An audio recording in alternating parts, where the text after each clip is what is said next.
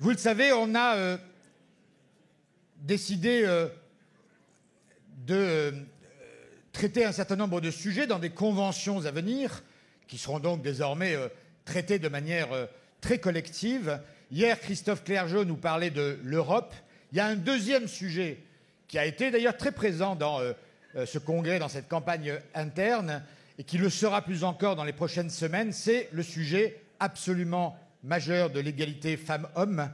Et donc je laisse pour une séquence d'environ 1 heure la responsabilité à Fatima Yadani et Marie Leverne de vous présenter cette séquence.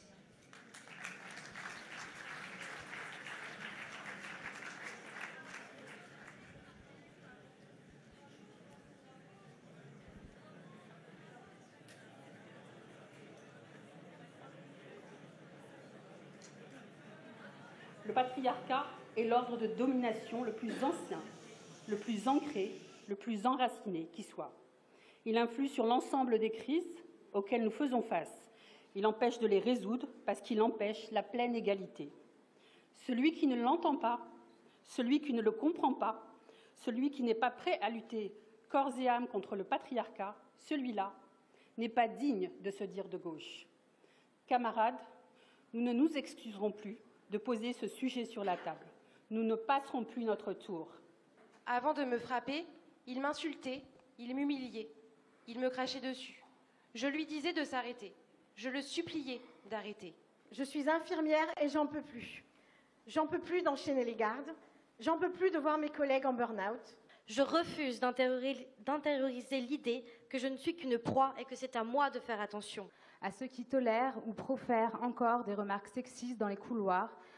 J'élève mes enfants toute seule. Les sages-femmes, les aides-soignantes, les assistantes maternelles. Il l'a fait devant les enfants. Il a dit que je n'étais rien. Lorsque je suis parvenue à m'enfuir, je ne savais pas vers qui me tourner. À ceux qui manifestent leur mépris quand une femme veut prendre la parole. Les assistantes sociales, les caissières, les agentes d'entretien, les enseignantes. Nous sommes épuisés de ce mépris. Je voudrais qu'on éduque les mecs autrement. Je voudrais qu'ils comprennent que le consentement n'est pas en option. On a pris ma plainte, mais on m'a laissée seule. Seule, avec la peur de mourir, seule face au bourreau. Et le bourreau m'a retrouvée. À ceux qui leur expliquent la vie, à ceux qui les empêchent de se porter candidates, à ceux qui leur demandent encore qui va garder les enfants, à ceux qui se satisfont de ne leur confier que des fonctions subalternes. Je bosse entre 5 et 10 heures le matin et le soir, je reprends, 19-21 heures. Je vois à peine mes gosses et à la fin du mois, pour moi, elle commence le 8, pas le 25. Et pour toutes celles qui galèrent, comme moi-même, j'ai galéré pour trouver un centre où avorter, parce qu'on habite dans un trou paumé et qu'il n'y a aucun médecin pour le pratiquer. À ceux qui ne voient pas le problème à ce qu'il y ait moins de femmes élues en 2022 à l'Assemblée, à ceux qui se réservent les délégations dites nobles dans les instances comme dans les collectivités. Et il a fini par me tuer, comme 121 autres femmes mortes en 2021 sous les coups de leurs conjoints. Que celui ou celle qui prétend un jour prochain diriger le Parti socialiste l'entende clairement. Ce n'est que le début et nous ne lâcherons rien. Je suis Christine. Moi, je m'appelle Christine. Je suis Christine. Je suis Christine. Debout, debout, debout, debout, debout, debout. Vas-y.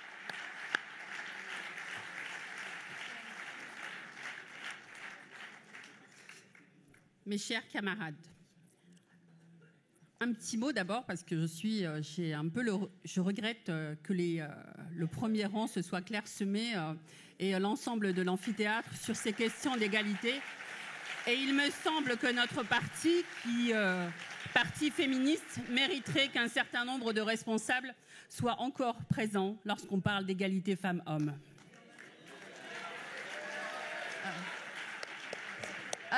Olivier a C'est pas de toi que je parle. Hein. Je ne parle pas de toi, Olivier, puisque voilà, je t'avais vu.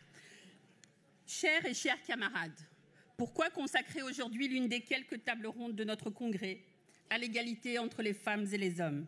Pourquoi consacrer la première de nos conventions nationales à la question féministe? N'y a-t-il rien de plus urgent, rien de plus crucial? Cette interrogation décapante, nous l'avons déjà posée lorsque nous avons présenté la contribution générale pour Christine et toutes les autres devant le Conseil national. La première contribution générale féminine et féministe de l'histoire du Parti socialiste. Nous l'avons déjà posée et nous avons commencé à y répondre. Nous avons rappelé que le patriarcat était l'ordre de domination le plus ancien, le plus ancré, le plus enraciné qui soit, et qu'il irriguait nombre d'injustices. Nous avons rappelé que face aux inégalités, il n'y avait pas de lutte plus subversive ni plus exigeante que le féminisme. Subversive parce qu'elle vient questionner tous les implicites, toutes ces conditions dont nous sommes à peine conscients et qui rendent l'égalité impossible.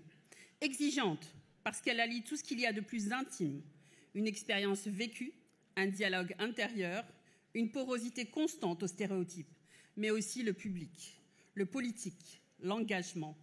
Le féminisme est subversif et exigeant parce que le privé est politique. Nous avons rappelé qu'entre le socialisme et le féminisme, il existait un long compagnonnage. Nous avons dit que celui-ci avait permis de grands progrès, y compris au sein de notre parti. La mise en place d'un congé menstruel pour les salariés permanents du PS est d'ailleurs le dernier en date. Mais nous avons dit aussi qu'entre le socialisme et le féminisme, on ne compte plus les rendez-vous manqués, les renoncements, les chemins à moitié parcourus et, osons le dire, les duplicités. Des discours proclamés haut et fort le matin, des petitesses accomplies le soir. Des engagements brandis devant tous, mais trahis dans le secret des petits comités et dans celui d'un couloir, par un mot, par des gestes, par du mépris. Certains se disent peut-être aujourd'hui, le féminisme, ça commence à bien faire, comme le disait jadis un président de droite à propos de l'environnement. Mais nous avions prévenu, nous ne lâcherons rien. Nous avions dit que l'enjeu n'était pas là, que l'enjeu, c'était de remettre à niveau le droit des femmes, c'est-à-dire au niveau des hommes, mais de remettre en cause le masculin que l'ordre établi érige en norme universelle. Nous avions dit aussi qu'il s'agissait d'adopter une autre façon de voir le monde et d'exercer le pouvoir, et que tout cela constituerait une rupture avec l'ordre ancien, dont MeToo a été le premier jalon. Alors comment engager cette rupture avec l'ordre ancien ? Comment lutter corps et âme contre le patriarcat ?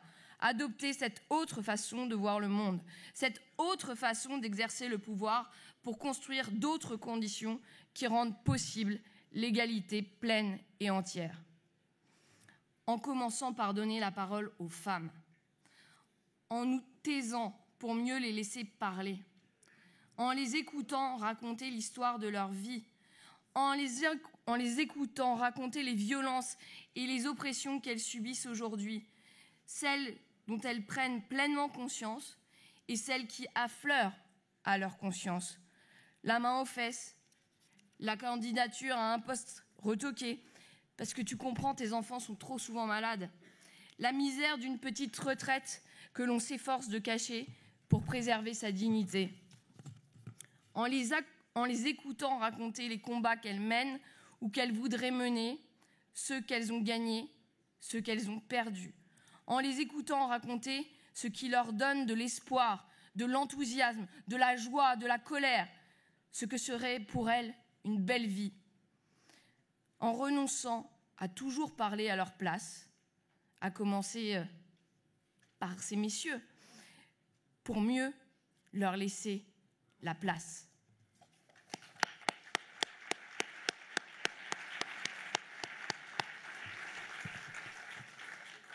Alors, chers camarades, ce qui nous mobilise toutes et tous depuis quelques semaines, vous le savez, c'est la réforme des retraites. Et à raison. Ce report de l'âge légal de départ que veut nous imposer le gouvernement est le plus injuste et le plus inique, en particulier pour les plus modestes et en particulier pour les femmes aussi. Si nous ne faisons pas tout pour empêcher l'adoption de la réforme Borne-Ciotti, les femmes en paieront le prix très chèrement. Avec cette réforme, les femmes en paieront donc le prix qui est en moyenne 9 mois de plus contre 5 mois pour les hommes. À la retraite, femmes et hommes n'étaient déjà de toute façon pas sur un pied d'égalité. La pension de droit direct des femmes est en moyenne inférieure à 40,5% à celle des hommes. Mais l'allongement des durées de cotisation, déjà entériné dans la précédente réforme, et du recul de l'âge de la retraite vont donc pénaliser davantage les femmes que les hommes. C'est mathématique. Parce qu'elles ont des carrières incomplètes en raison d'inégalités sur le marché du travail et des montants de pension beaucoup plus faibles. Parce que dès l'école, dès le moment où il faut faire le choix pour s'orienter, femmes et hommes ne sont pas sur un pied d'égalité. Parce qu'au travail, femmes et hommes sont également inégalitaires. À compétences égales, les femmes subissent davantage le temps partiel, nous le savons, que les hommes. À aspirations égales, les carrières des femmes sont bien plus hachées que celles des hommes. À conditions de travail censément égales, les femmes encaissent bien plus de brimades que les hommes. Et à parcours scolaire censément égal, les femmes s'entendent encore dire que ces études dont elles rêvent et que ce travail qui leur met des étoiles dans les yeux, que cette vie qu'elles ont envie de bâtir, ce n'est toujours pas pour elles. Elles apprennent à se taire, à rentrer dans un moule, à se conformer aux attentes. Parler des retraites, chers camarades, c'est parler du travail aussi. Parler du travail, c'est parler d'éducation et d'émancipation. C'est à toutes ces conditions qu'il faut réellement s'attaquer aujourd'hui, en profondeur. Alors, de la maternelle au monde du travail, parcours de vie, parcours d'obstacles.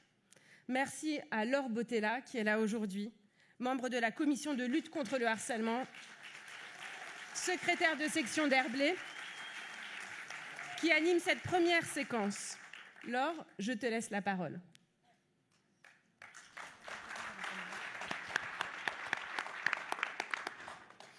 Donc, chers camarades, donc tout d'abord, merci de nous accorder 1 heure pour faire deux tables rondes. Nous sommes encore loin, très loin de l'égalité professionnelle et salariale. Alors, effectivement, nous avons fait du chemin depuis les années 80.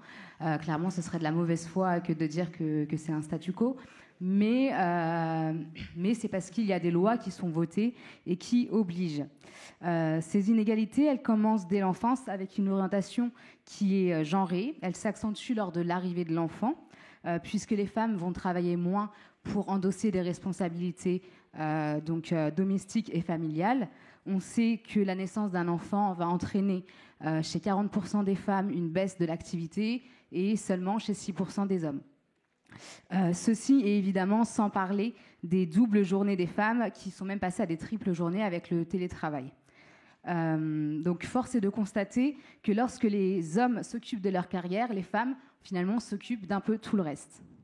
Enfin, les femmes sont surreprésentées dans les métiers à faible rémunération, à temps partiel subi, avec des conséquences qu'il y aura sur leur retraite. Donc c'est de ces parcours de vie, ces parcours d'obstacles de la maternelle jusqu'à la retraite que nous allons parler aujourd'hui avec Audrey, Nathalie, Anna et Gabrielle, que je vais laisser se présenter rapidement. Bonjour à toutes et à tous. Donc, je suis Anna, je suis première fédérale. J'étais jusque-là secrétaire nationale. Je suis députée de la Manche depuis le 19 juin. Voilà. Et j'étais par ailleurs conseillère principale d'éducation. Donc, les questions d'orientation, évidemment, ne me sont pas étrangères. Voilà. Bonjour à toutes et à tous. Bravo Olivier, déjà, pour commencer. Et puis, moi, je suis Nathalie Malberg. J'ai un parcours scientifique. Je suis docteur en chimie. Je sors de l'université de Nancy. Et après un temps dans l'industrie, je me suis orientée dans l'éducation nationale. J'ai été CPE et je suis chef d'établissement et je dirige une cité scolaire à Aubervilliers. Bonjour à toutes et à tous, Audrey Gassian, je suis adjointe au maire de Marseille et je suis absolument ravie qu'on ait pu se tenir ce congrès à Marseille et avec autant de succès. Et je suis aussi la fondatrice d'Oser le féminisme dans les Bouches-du-Rhône que j'ai fondé en décembre 2010. Bonjour les camarades, Gabrielle Siriwari, moi je suis élue à Paris et engagée sur l'égalité femme-homme à plusieurs titres et à ce jour encore porte-parole du Parti socialiste. Voilà.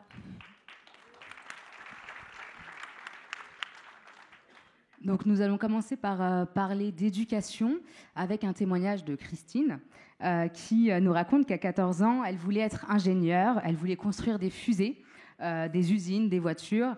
Son père, lui, bossait sur un chantier et lui parlait de ce conducteur de travail qui allait passer ingénieur conception. Et elle, Christine, à 14 ans, elle dit « ça, c'est ce que je veux faire ».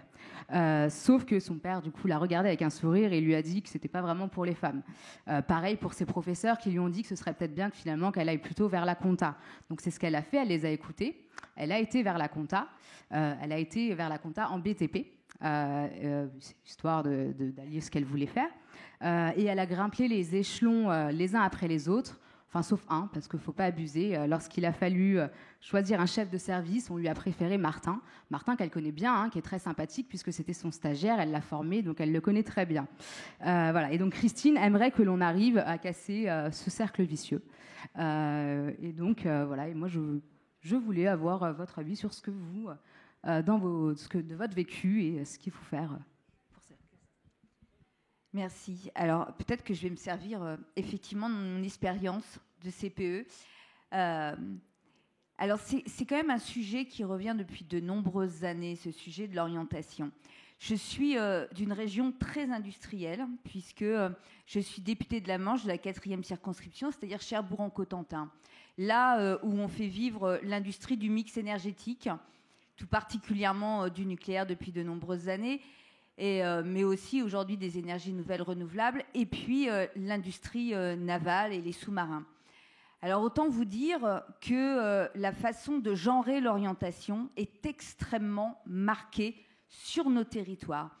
Mais c'est devenu un enjeu majeur aujourd'hui, et je crois qu'au-delà de savoir si on fait pas assez de ci, trop de ça, je crois qu'il y a une véritable changement d'image à apporter. Je suis à la commission défense et le PDG de Naval Group, M. Pommelet, disait qu'ils avaient un très très gros enjeu sur la parité, sur la mixité, parce qu'évidemment, il leur manque 50% de la population pour recruter. Et lorsque on est dans des difficultés de recrutement, comme aujourd'hui dans ces métiers de la soudure en particulier, de la soudure industrielle, fine, de grande expertise, eh bien, s'il nous manque 50% de la population pour faire des recrutements, ça devient un problème majeur de société et ça devient un problème majeur de l'économie. Alors, il faut évidemment changer cette image.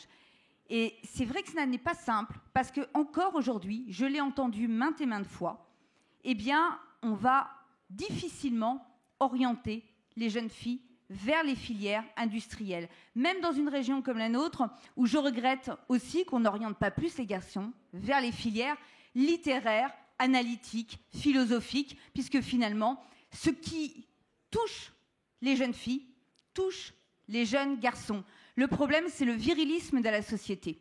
Et c'est vraiment ça l'enjeu. C'est de donner la possibilité de s'émanciper à la fois de sa classe sociale, de son environnement, mais aussi des stéréotypes qui s'y raccrochent.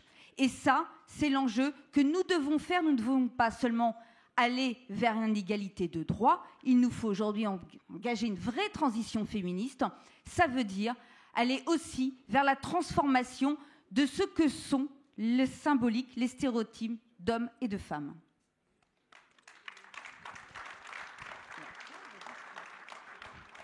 Donc, je rejoins complètement ce que tu viens de dire, et justement, l'éducation, en ce sens, a son rôle à jouer, puisque on sait que dès la petite enfance, les choses se jouent. Dès la maternelle, effectivement, les choses se jouent.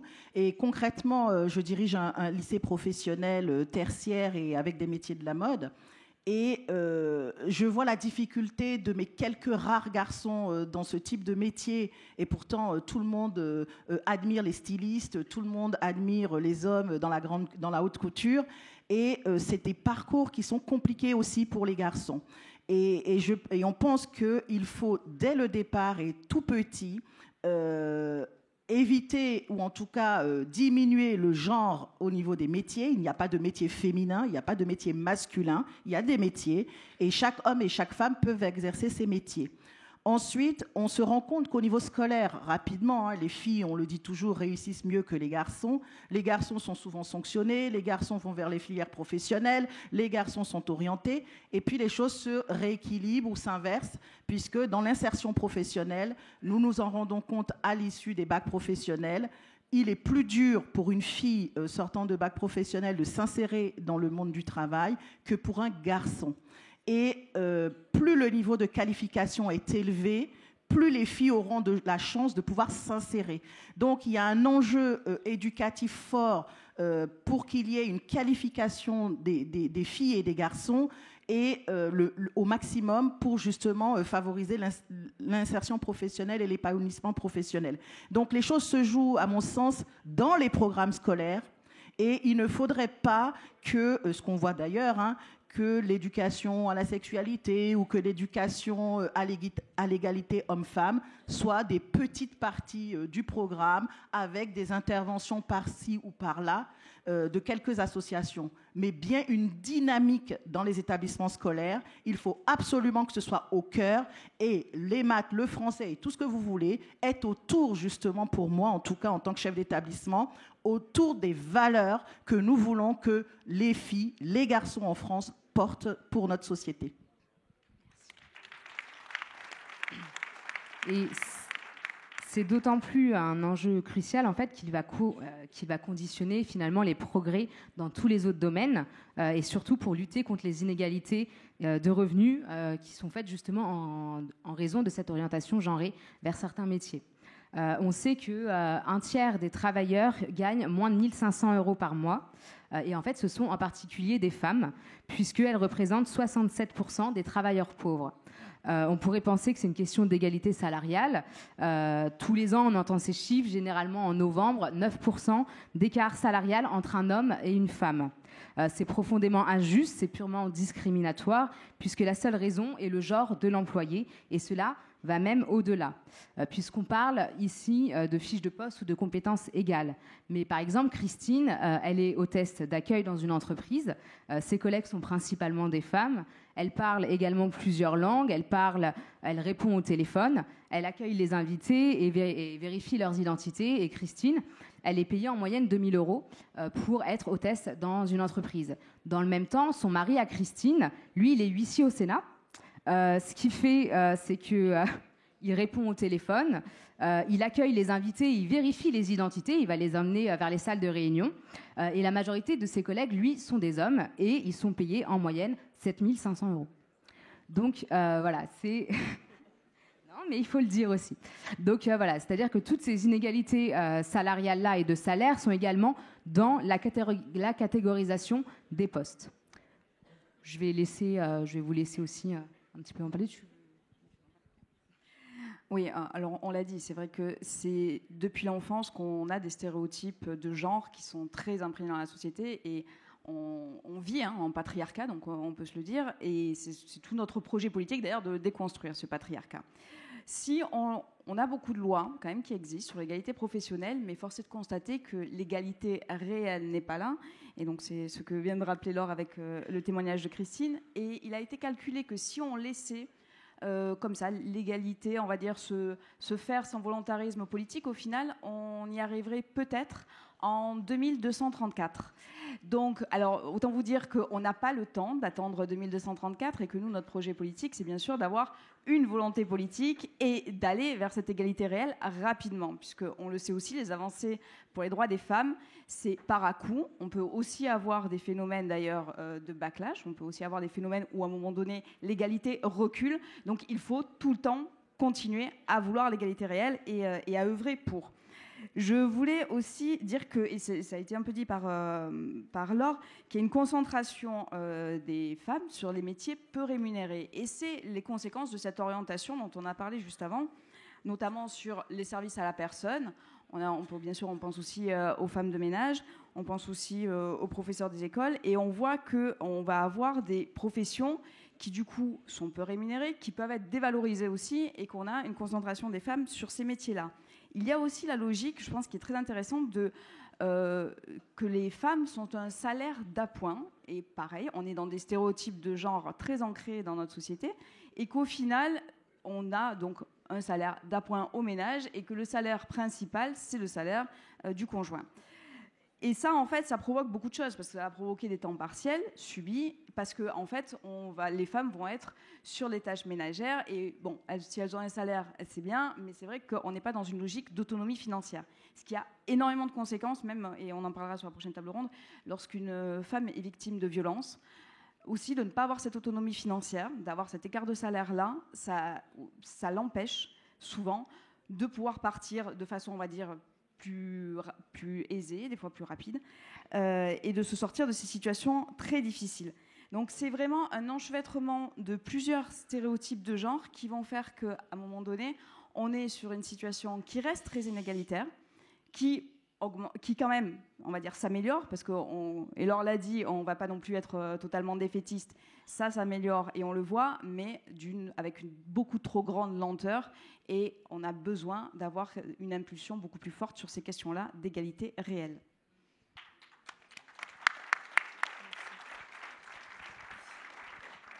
Moi, je vais rebondir sur 2-3 termes qui ont été employés, notamment le terme backlash. Je ne sais pas si tout le monde le connaît. Donc, backlash, en bon français, ça veut dire retour de bâton. Et c'est ce sur quoi nous alertent de nombreuses féministes depuis des années. Le retour de bâton, c'est le risque qu'après une période de conquête importante pour les droits des femmes, nous fassions face à un recul important du fait de réaction du patriarcat. Et je pense que, mes camarades, nous y sommes. Nous y sommes pleinement parce que nous avons vu cette semaine 3 ministres du gouvernement assumer de manière totalement cynique d'avoir une réforme des retraites qui est anti-femme. De dire oui, finalement les femmes vont être pénalisées. Elles vont travailler plus longtemps, c'est vrai. Pour la génération 1980, c'est 8 mois de plus pour les femmes contre 4 mois de plus pour les hommes. Et ça, c'est tout à fait assumé parce que finalement, aux yeux du gouvernement, il n'y a pas mort d'homme. Donc, premier point, ne soyons pas dupes. Deuxième point, je crois que nous avons une responsabilité forte au Parti socialiste sur ce sujet. Parce qu'il y a quelque chose sur lequel je voulais vous alerter. Et je vois que Laurence Rossignol est encore dans la salle. Nous avons un lien très fort entre présence des femmes en politique et défense des droits des femmes. C'est grâce à Laurence Rossignol que les délais d'IVG ont pu être allongés au moment de la réforme de la Covid. Merci de l'applaudir.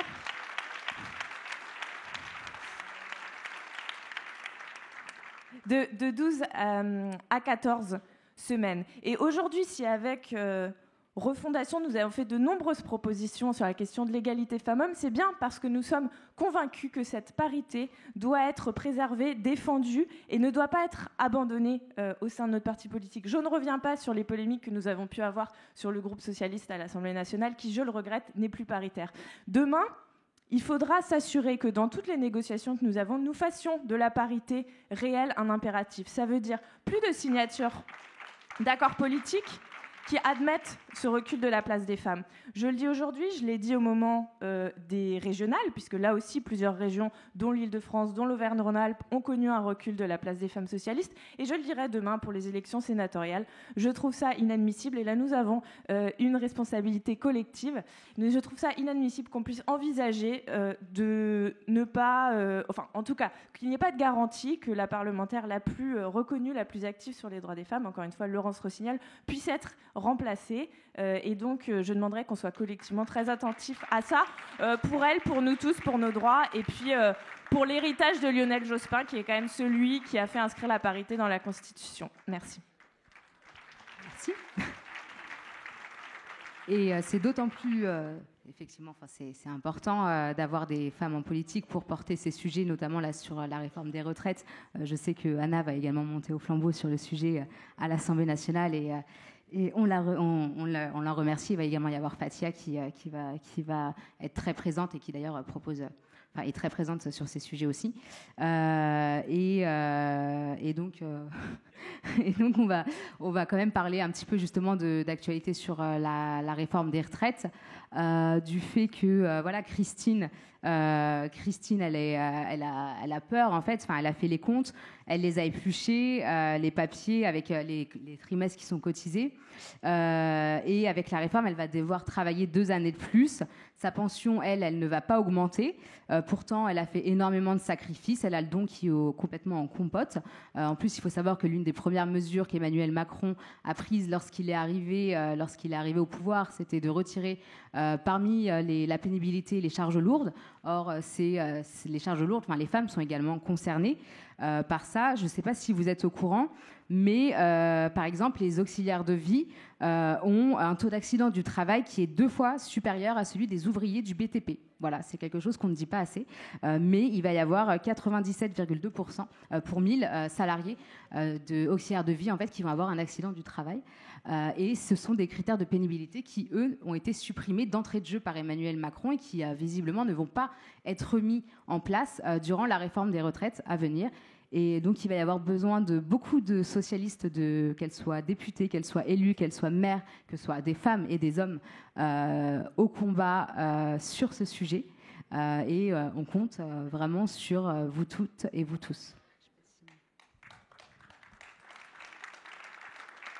Oui, cette réforme, elle est particulièrement impactante pour les femmes. Alors, on l'a dit, effectivement, il y a un écart de salaire. Mais aussi, s'il y a un écart de salaire, on ne peut pas dire simplement c'est parce que ce sont des femmes. C'est parce que ce sont des métiers qui, en fait, culturellement, dans la tête des gens, sont exercés par des femmes parce qu'en fait, elles devraient le faire gratuitement, en réalité. Il faut le dire, les métiers du soin et de l'éducation, mais c'est du rôle des femmes. Enfin, pourquoi les paie-t-on ? C'est vraiment... c'est un peu ça, l'idée. Et c'est ce qui fait qu'aujourd'hui, ces métiers sont sous-rémunérés. Il faut quand même imaginer, on parle évidemment de ces métiers qui sont impactants à la fois dans la rémunération, parce qu'ils sont considérés comme du rôle de la femme, qui sont ceux du soin, et tout particulièrement les auxiliaires de vie, les aides-soignantes, qui sont ces métiers effectivement avec le moins de qualifications, mais qui sont physiquement particulièrement impactants, avec des petits contrats pour beaucoup. Les auxiliaires de vie, en fonction des contrats qu'elles peuvent avoir, c'est beaucoup de déplacements, beaucoup de contrats à temps partiel, très peu de temps complet, et des vies extrêmement compliquées, avec souvent des changements d'employeur aussi. Donc c'est vraiment une grande complexité. Donc ces parcours-là de vie vont être très impactés à la fois par l'accélération de la réforme Touraine, c'est-à-dire le fait de passer plus vite aux 43 annuités, et par l'âge de 64 ans. Elles vont cumuler, en tout cas au moins dans un premier temps, et particulièrement celles qui ont plus de 55 ans, elles vont cumuler tous ces désavantages de la réforme qui arrive. Donc c'est vraiment la double peine, voire la triple peine. Et puis, il y a aussi ceux qui, au départ, là aussi, des petits revenus. Nous avons les enseignants du premier degré, les enseignants du second degré, qui... de ma génération et celle d'avant, ont en quelques années perdu 25% de pouvoir d'achat, sont passés d'un concours à Bac+3 à un Bac+5 quand on sait ce que coûte une année d'études pour des gens qui n'en ont pas nécessairement les moyens. Ça n'est pas rien, c'est un enjeu majeur et on voit l'augmentation des prêts étudiants qui va impacter la vie des gens durablement pour tous ceux qui souhaitent faire des études alors qu'il n'y a pas aujourd'hui d'allocation d'autonomie suffisante pour que les jeunes puissent faire des études. Et derrière ça, on leur a rajouté 5 annuités, puisqu'ils vont bien passer des 37 ans et demi à 43 ans, donc quasiment 5 annuités, plus de 5 annuités. Et dans le même temps, on leur a bloqué le point d'indice pendant plus de 10 ans.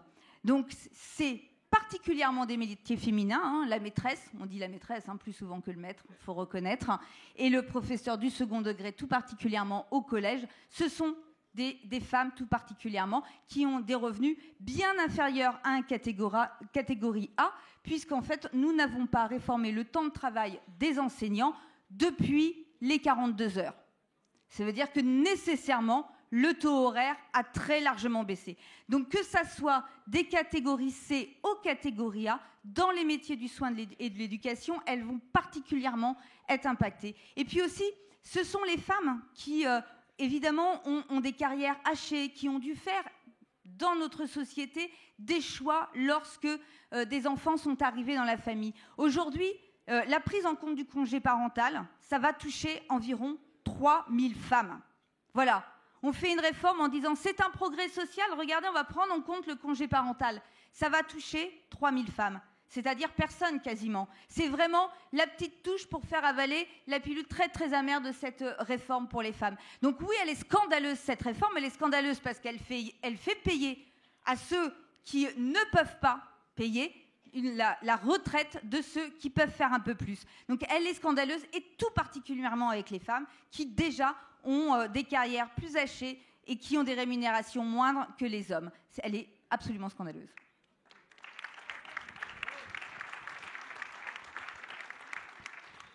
Merci beaucoup. Je ne sais pas si vous voulez rajouter un mot. On va essayer de libérer notre place pour la deuxième table ronde qui va être très intéressante sur les violences faites aux femmes. Donc je vous invite à rester parce que c'est également un sujet crucial et important. Donc merci en tout cas à vous pour toute votre attention.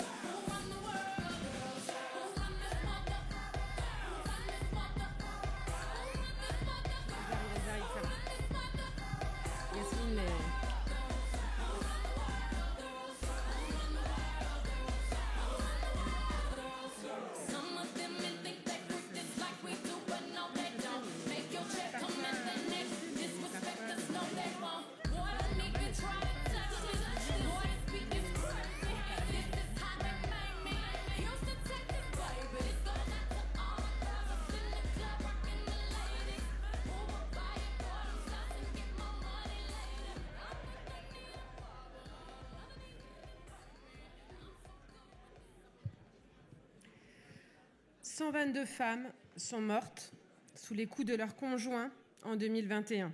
C'est 20% de plus qu'en 2020. Merci. Comment faire pour que cela ne se reproduise plus ? MeToo a permis des avancées. La prise de conscience est là, enfin. Des stratégies ont été déployées, des formations mises en place dans notre parti, ainsi qu'une commission anti-harcèlement et une cellule d'écoute.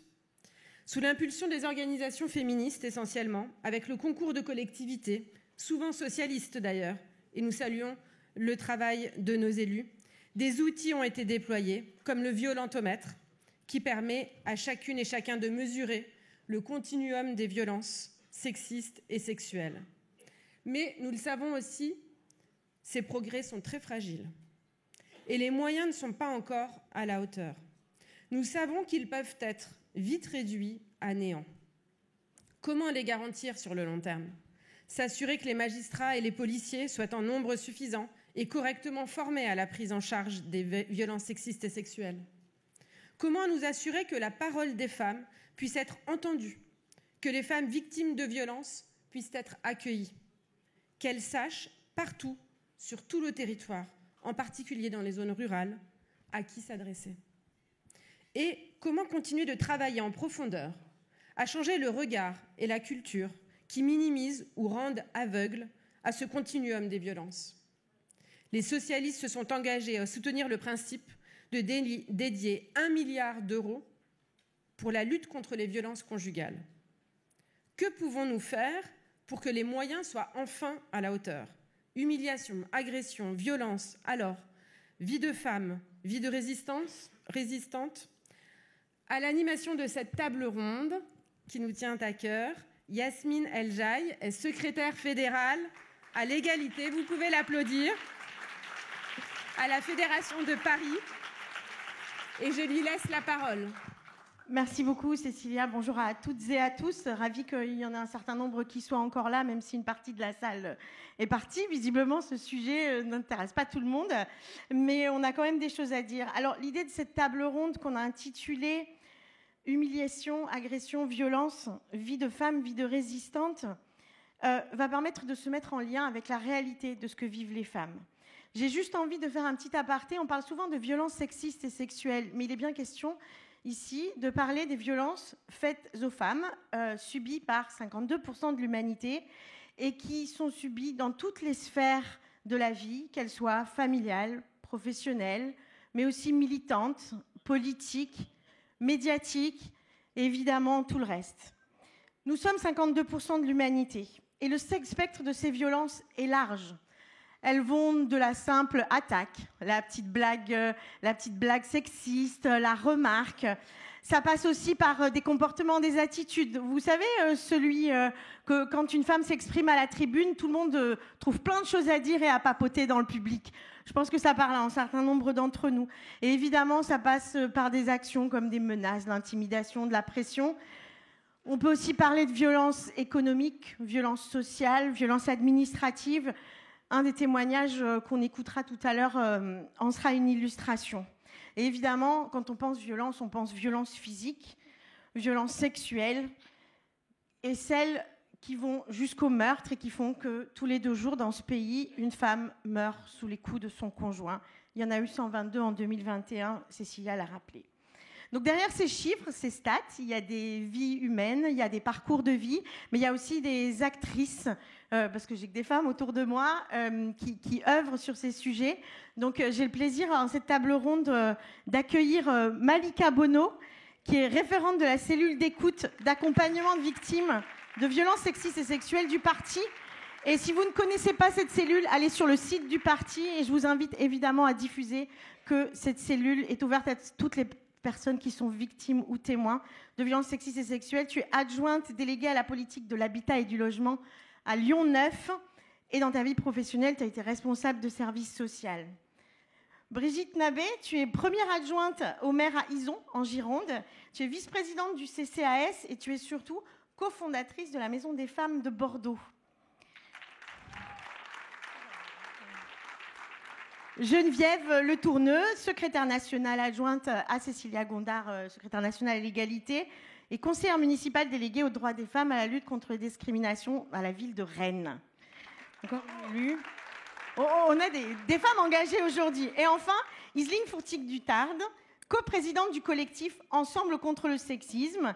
J'ai envie d'ajouter secrétaire générale adjointe de l'Assemblée des femmes et conseillère municipale déléguée aux droits des femmes à la ville de Cachan. Donc, vous pouvez applaudir. Mesdames, merci d'être là. Avant de passer aux questions des violences et de rentrer dans le sujet, il y a une première question que j'avais envie de vous poser. Puisque les violences, elles occurrent dans toutes les sphères de la vie, des exemples de violences en politique qu'on peut subir en tant qu'élue ou militante? Je dirais que vraiment au quotidien, ce qui m'est, moi, personnellement, le plus insupportable, c'est l'invisibilisation, parce qu'elle peut être organisée, ça peut être une stratégie. Et puis l'autre, c'est l'empêchement de pouvoir prendre la parole de manière tranquille. Et régulièrement, dans les réunions, ça parlera à un certain nombre d'entre nous, se faire interrompre, enfin, voilà, vous connaissez les... Oui, se faire interrompre, se faire mettre la pression dans un conseil municipal, fais court, parce qu'il n'y a pas le temps, par un collègue qui délaye et qui s'étale dans ses interventions. Moi, je voudrais souligner la décrédibilisation des candidatures ou des initiatives de femmes, parce qu'on cherche en permanence quel est l'initiateur, quel est le marionnettiste qui est derrière cette initiative, cette idée, ce reproche d'ailleurs d'être inféodé à un homme. Je crois que ça en dit long sur la manière dont on déstabilise, parce que c'est une mise en doute de la légitimité, c'est la construction de l'illégitimité, c'est la distillation du doute. Et puis derrière, en creux, ça nous indique aussi une certaine représentation du collectif. Est-ce que être inféodé, finalement, c'est un collectif de dépendance et c'est l'incapacité à penser que le collectif puisse être finalement la réunion, l'association d'engagement libre, autonome.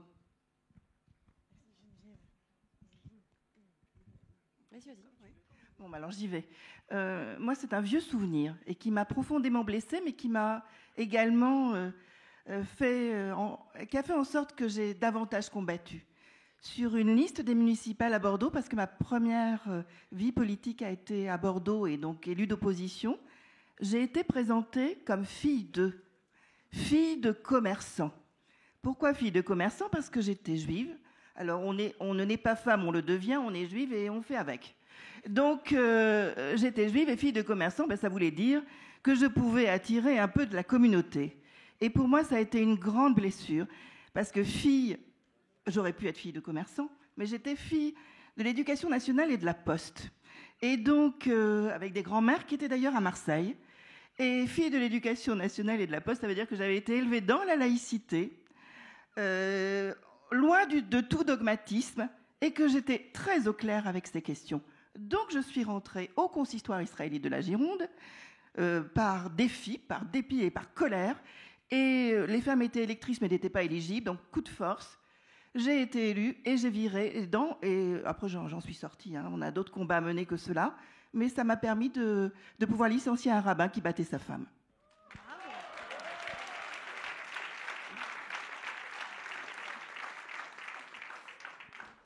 Et qui venait de Marseille.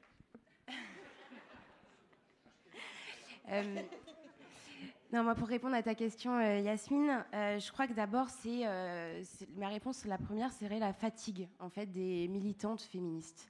Je pense qu'en vrai, on est fatigué de défendre ses positions et de défendre surtout... Alors, on n'est pas fatigué de défendre ses positions parce que ça fait le cœur de nos engagements et de notre conviction et ça rend très heureuse d'être féministe au quotidien. Mais on est aussi face à des comportements dont on considère qu'ils ne devraient plus avoir... lieu et avoir place dans nos collectifs militants. Et on est toujours obligé de faire la police féministe. Et honnêtement, je trouve que c'est fatigant, que c'est une sacrée charge mentale et que cumulé, au final, ça représente une certaine violence qui nous est infligée de la part des organisations militantes dans lesquelles on évolue. Et la deuxième chose... Merci. Non, je pense que c'est indispensable de le dire parce qu'en vérité, on a besoin toujours de faire la police, nous, et qu'on n'est pas contre le fait que d'autres personnes s'y mettent à notre place. Et la deuxième chose, c'est que je pense qu'on devient féministe aussi en grandissant et en ayant progressivement conscience de la force des inégalités et de comment elles peuvent impacter nos trajectoires. Moi, j'ai été élevée dans l'absolue certitude qu'on était toutes et tous égalitaires et que être une fille, être une femme ne changeait pas mon destin par rapport à celui de mes camarades masculins. Et en fait, je me suis rendu compte en grandissant que si, et ça a été une immense désillusion. Et je pense que c'est pour ça que c'est indispensable qu'on soit tous et toutes féministes dans ce parti. C'est pour promettre aux petites filles qu'elles auront le même destin que les petits garçons et qu'elles auront tous les rêves du monde. Merci Iseline, merci à vous. Je pense que ces témoignages, toutes les camarades de femmes dans cette salle peuvent s'identifier ou partager des souvenirs. Alors maintenant, l'idée c'est de rentrer dans le vif du sujet. Et je te propose à toi, Malika, qui a accueilli la parole des femmes de victimes de violences dans ton parcours, peut-être de nous parler de la réalité de leur vie et de leur parcours. Merci Yasmine.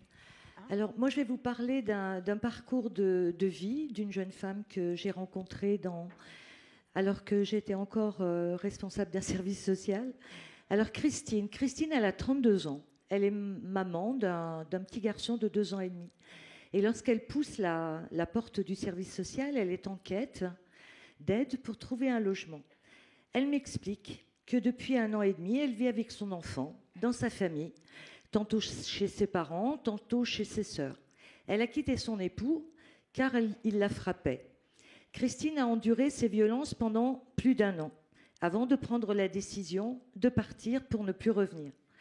Elle fera constater les coups, déposera plainte. Elle l'avait déjà fait à 3 reprises, sans suite, et entame une procédure de divorce. Le plus difficile pour elle, ça a été de retrouver du travail, de gagner sa vie. Elle était partie sans rien, à part ses affaires personnelles et celles de son fils. Financièrement, elle dépendait entièrement de son époux. Ils avaient une petite auto-école où elle faisait tout le travail administratif et la comptabilité, mais jamais déclarée, donc salariée. Tout était au nom de son mari. À l'époque, elle ne se posait pas de questions. Christine finit par trouver un petit contrat aidé dans une administration, petit volume d'horaire et donc petit salaire. C'est ce contexte de précarité financière qui l'empêche d'accéder à un logement et pour lequel elle viendra nous solliciter. Ainsi, pendant plus de 2 ans, ça va nous prendre 2 ans.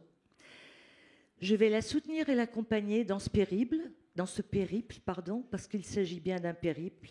Et finalement, Christine va décrocher un nouveau contrat en CDI, une meilleure rémunération et un petit 2 pièces. Alors cette histoire, elle est vraie. Elle n'est pas la seule que j'ai eu à connaître. Elles ont toutes en commun la vulnérabilité de ces femmes, leur précarité économique, l'emprise et les violences exercées par leurs conjoints. Merci beaucoup, Malika. Le témoignage que tu viens de partager montre bien que souvent, derrière ces violences conjugales, en fait, c'est un ensemble de violences économiques liées au logement, à l'emploi, et une précarité dans lesquelles ces femmes sont plongées. Merci beaucoup. Brigitte, tu as cofondé la Maison des femmes de Bordeaux, qui accueille et accompagne les femmes victimes. Un certain nombre d'entre nous savent ce qu'est une maison des femmes, d'autres peut-être pas. C'est quoi une maison des femmes et c'est quoi votre rôle vis-à-vis des femmes victimes de violences ? Alors, il existe plusieurs maisons des femmes en France. Elles fonctionnent de manière parfois différente. Et il n'y a pas encore de fédération. On espère qu'un jour ou l'autre, on arrivera à les fédérer parce qu'il se passe des choses très intéressantes dans ces instances. Celle de Bordeaux, elle est née d'un collectif pour les droits des femmes, et elle a une 20aine d'années. Alors, le collectif pour les droits des femmes, eh bien, c'est là où on apprend à travailler avec les autres partis, les partis de gauche. Et ce collectif, il allait de la LCR jusqu'au Parti socialiste. Nous étions donc combatives et désireuses de pouvoir donner aux femmes un lieu où elles pouvaient s'exprimer. Il nous paraissait intéressant de pouvoir entendre la parole des femmes. Et très très vite, la Maison des femmes est rentrée dans la Fédération nationale Solidarité Femmes, vous savez, qui gère le 3919, ce numéro d'appel. Voilà. Et donc, elle est membre de la fédération et elle s'est formée. Il y a eu une première permanente, des bénévoles, et puis 2, 3, 4 permanentes.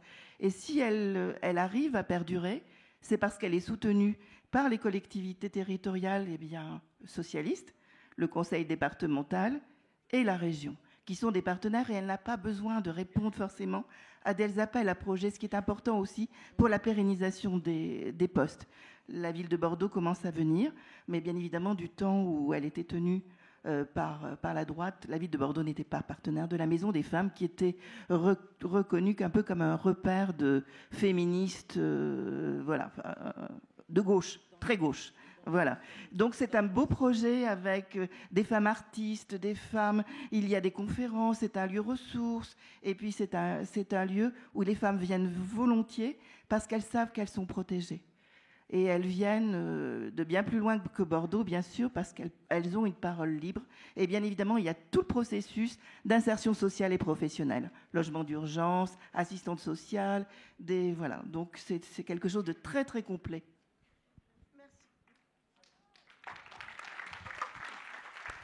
Merci beaucoup, Brigitte. En fait, ce que tu décris, ça démontre bien la nécessité de lieux dédiés où les femmes sont en sécurité pour se reconstruire, peut-être d'un point de vue social et professionnel, mais d'après ce que tu nous décris, ça va au-delà, culturel, lien social, etc. Donc voilà encore une autre proposition que nous, socialistes, devons défendre sur les territoires. Geneviève, tu es élue à Rennes, à l'égalité femmes-hommes, et quand on est élu, on sait que la mairie est souvent l'échelon de proximité que connaissent les habitants et habitantes. Et comment est-ce qu'on fait quand on est une ville, quand on est maire ou élu, pour lutter contre les violences et accompagner les femmes ? Alors on fait beaucoup de choses, mais j'ai pas beaucoup de temps, donc je vais essayer d'être assez synthétique. Le volontarisme, l'engagement politique d'une municipalité, en la matière, c'est essentiel. Et en même temps, cet engagement et ce volontarisme de l'institution, il n'est pas suffisant. Et finalement, le rôle des communes qui sont en proximité avec les différents acteurs sur le sujet, le rôle de facilitateur, le rôle d'ensemblier, c'est effectivement quelque chose d'important. D'abord, c'est l'approche, c'est la prise en considération que les violences sexistes et sexuelles, elles sont systémiques, donc elles touchent l'ensemble des sphères de nos vies, qu'elles sont aussi diffuses, insidieuses, qu'elles sont minorées. La première action, c'est l'exemplarité en matière, dans le cadre de notre responsabilité employeur. Et donc, c'est la formation systématique de l'ensemble des agents et des agentes de l'administration municipale. Le deuxième axe, c'est l'irrigation de l'ensemble des politiques publiques, l'irrigation le plus en amont des problématiques d'égalité et spécifiquement des violences. On a par exemple aujourd'hui un travail très poussé avec l'ensemble des acteurs du monde de la culture à Rennes, bien au-delà des équipements en régie. Et puis, il y a le partenariat, le lien, l'alliance avec l'ensemble des forces vives du territoire. Ça passe par le réseau des professionnels contre les violences faites aux femmes, où il s'agit de prendre en considération qu'il y a deux principes. Personne n'a l'ensemble des réponses qui sont nécessaires face à des difficultés qui sont très imbriquées avec des environnements, enfin finalement cette banalisation qui fait qu'il y a des formes d'inaudibilité et puis il y a aussi une méconnaissance totale de l'impact des violences et des formes de discrédit que cela peut comporter aux yeux de quelqu'un qui n'est pas formé à la réalité de l'impact de ces violences. Donc c'est avoir fluidifié le parcours des femmes, travailler sur l'interconnaissance entre ces différents acteurs, parce que pour se passer la main, il faut avoir confiance les uns avec les autres, c'est faire culture commune. Et puis, c'est aussi se centrer sur les besoins des femmes. D'ailleurs, dans le cadre de l'année de préfiguration, de la construction d'un lieu d'accueil pour les femmes victimes de violences et de leurs enfants, on a mené une enquête sur les besoins des femmes victimes de violences en se disant que, oui, les institutions, les associations ont un certain nombre de réponses. Beaucoup d'associations sont d'ailleurs issues de la mobilisation de femmes qui elles-mêmes ont eu à vivre des violences. Et cette enquête sur les besoins des femmes victimes de violences, elle a mis en évidence l'absolue nécessité pour pouvoir se reconstruire et pour pouvoir agir et puis reprendre sa place dans la cité, d'avoir un accueil éclairé, d'avoir un accueil de personnes formées. Qui ne font pas rebasculer dans la culpabilité, qui ne font pas rebasculer dans ce cycle des violences, parce qu'on sait que les atteintes, il y a une vraie mécanique, et que le fait, par exemple, d'avoir été exposé à des violences augmente la probabilité, le risque d'être à nouveau exposé à des violences. Et le partenariat, nous, on est en phase effectivement de construction de projet des femmes, qui est fondé de Maison des femmes, qui est fondé sur un partenariat. C'est déjà la rencontre entre des acteurs du territoire, le CHU et l'ASFAD, une association historique en la matière. Et cette rencontre, je crois que le rôle de la ville, ça a été d'être le facilitateur de la possibilité de cette rencontre. Et puis, on est aussi les garants que on a des cultures professionnelles qui sont différentes et on est les garants de la possibilité de travailler véritablement ensemble pour avoir une réponse globale. En situation de violence, c'est l'ensemble des éléments de la vie d'une femme qui sont susceptibles d'être atteints. Et donc, avoir une réponse globale en matière de santé, en matière d'action sociale, d'action au logement, en matière d'accès aux droits. Et puis, une réponse globale qui doit être, c'est aussi se donner les moyens d'avoir un accueil inconditionnel et puis de garantir un parcours singulier, spécifique à chaque femme. Et le rôle de la ville, ça a été de dire chiche sur ce partenariat, d'y mettre les moyens et de dire chiche pour réunir, rendre possible la construction, le démarrage du projet, mais aussi ramener autour de la table d'autres institutions, d'autres partenaires, et de finalement faire un parallèle entre le partenariat des acteurs de terrain et le partenariat des collectivités, des institutions, puisque l'État, la métropole, le département et même la région nous ont rejoints. Je conclus. Je vous partage l'idée que je pense que sur le sujet des violences, il faut vraiment qu'on travaille, et ça a été évoqué dans la première table ronde, la question de l'éducation à la vie affective et sexuelle. Et je nous suggère de travailler à la manière dont nous avons travaillé sur la création de plans d'éducation artistique, de travailler à la création, en alliance avec les différents acteurs de l'éducation, de travailler à la création de plans d'éducation à la vie affective et sexuelle. Merci beaucoup Geneviève. En fait, ce que tu nous dis, c'est qu'il faut, une volonté politique forte et donc des moyens qui sont mis et une capacité à fédérer, à nouer des partenariats pour mettre tout le monde autour de la table. Voilà le rôle de nos collectivités. Je sais qu'un certain nombre de collectivités socialistes jouent ce rôle. Iseline, tu es coprésidente du collectif Ensemble contre le sexisme. Il y a quelques jours, j'ai eu le plaisir d'assister au procès du sexisme. Alors, vous savez, quand on est féministe, on nous dit souvent « Ouais, vous voyez le sexisme partout ». On l'a tout entendu, toutes. Mais du coup, la question, c'est quoi le sexisme? Et est-ce que vraiment il est partout? Merci Yasmine. Juste avant de répondre à ta question, je vais rebondir sur la question de la volonté politique, parce que évidemment les collectivités ont un rôle très important, mais je crois par ailleurs qu'en tant que militants et militantes socialistes, la volonté politique, c'est aussi celle qu'on incarne au quotidien, et qu'on a toutes et tous une responsabilité d'aller soutenir les mouvements féministes et les associations féministes dans nos territoires, et que c'est indispensable de le faire le plus possible. Donc je voulais juste rajouter ça avant de poursuivre. Et je pense qu'elles sont les militantes féministes qui sont dans ces associations sont des militantes qui sont au quotidien exposées à des niveaux de violence et à des témoignages de violence extrêmement durs, que c'est pas neutre de recevoir autant de témoignages de souffrance, et que aller les voir, aller les soutenir et les accompagner elles en tant que militantes, c'est très important aussi.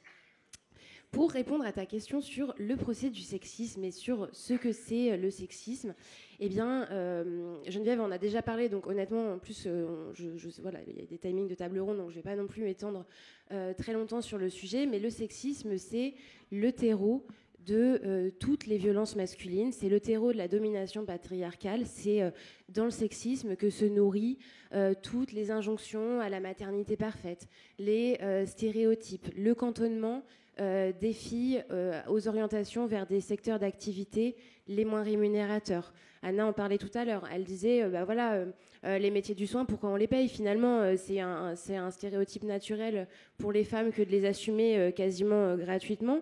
Et déjà, d'une part, les danses est assumée majoritairement gratuitement par les femmes. Mais en plus de ça, quand elles sont payées pour ça, elles sont moins payées que des domaines d'activité qui sont davantage masculins. Et tout ça, ça a des conséquences extrêmement importantes en termes de violence, parce que forcément, si les femmes sont moins payées, si les femmes gagnent moins bien leur vie, l'autonomisation économique est plus difficile à atteindre, la dépendance économique est plus forte, et ça peut contraindre des femmes à rester dans des contextes de violence et à ne pas pouvoir être libres de sortir des violences conjugales et des violences intrafamiliales. Donc, je vais faire très vite. On avait un souffle qu'il faut conclure. On avait effectivement le 25 janvier, journée nationale contre le sexisme. Ça a été reconnu officiellement cette année grâce à l'action de notre collectif. On a organisé le procès du sexisme. Moi, j'invite tous et toutes les camarades qui ont été intéressés par ce dont on n'a pas pu parler aujourd'hui à aller le visionner. Il est déjà disponible en intégralité sur les réseaux sociaux. On va continuer à le diffuser un maximum parce que je pense que c'est un outil pédagogique, c'est un outil d'utilité. Honnêtement, c'est de l'utilité publique que d'aller regarder un peu ce que ça raconte, parce que ça parle rôle des hommes, ça parle culture, ça parle fonction publique, ça parle monde politique. Laurence Rossignol y est intervenue notamment et a pu exprimer avec avec beaucoup de brillance tout ce que ça veut dire d'être une femme politique dans un monde encore largement dominé par les hommes. Et donc je vous invite à aller regarder ça, et je vous annonce qu'on a sanctionné, on a condamné le sexisme à la fin.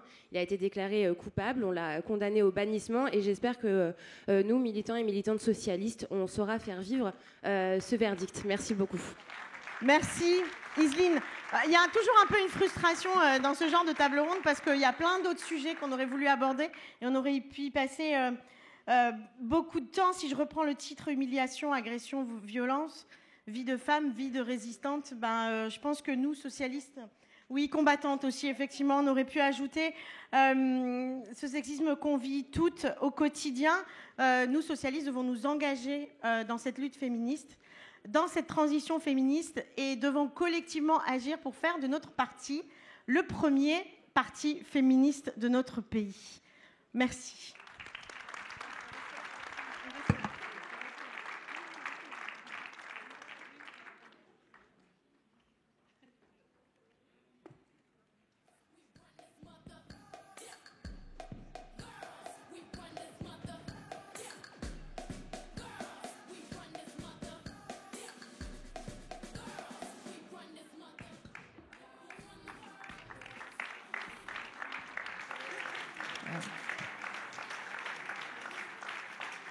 Chers camarades, un dernier mot pour vous dire que nous jetons les bases de la rupture ici, à Marseille, en introduisant la première de nos conventions nationales dédiées aux vies de femmes.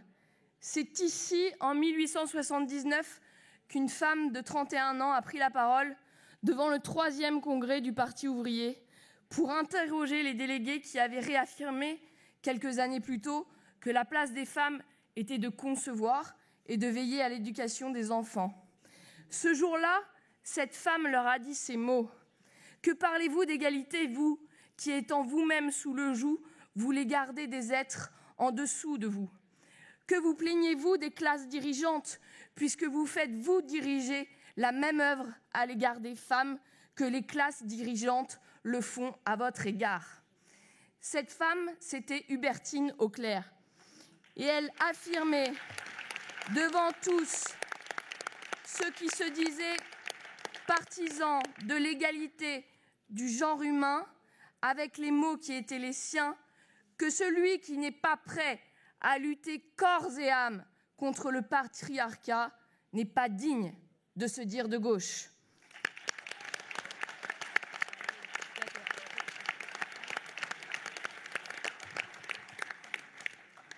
Partir du réel, recueillir les histoires de vie des femmes pour dessiner ce que doivent être nos combats avec elles, pour elles et en leur nom. C'est la méthode que nous vous proposons. Partir du réel, tout simplement, pour le transformer effectivement. Dès février et jusqu'à notre convention de juin, nous recueillerons donc la parole des militantes, de nos fédérations, des expertes, ces morceaux de vie aussi qui constitueront le terreau des thématiques qui feront par la suite l'objet de débats dans chacune de nos fédérations.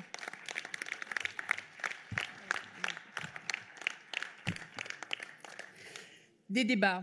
Et comme le disait un grand philosophe que nous connaissons tous, Jean-Jacques Goldman, des débats pour changer la vie, pour que notre parti soit en mesure de porter nationalement et d'appliquer dans les collectivités que nous dirigeons les propositions issues de nos conventions.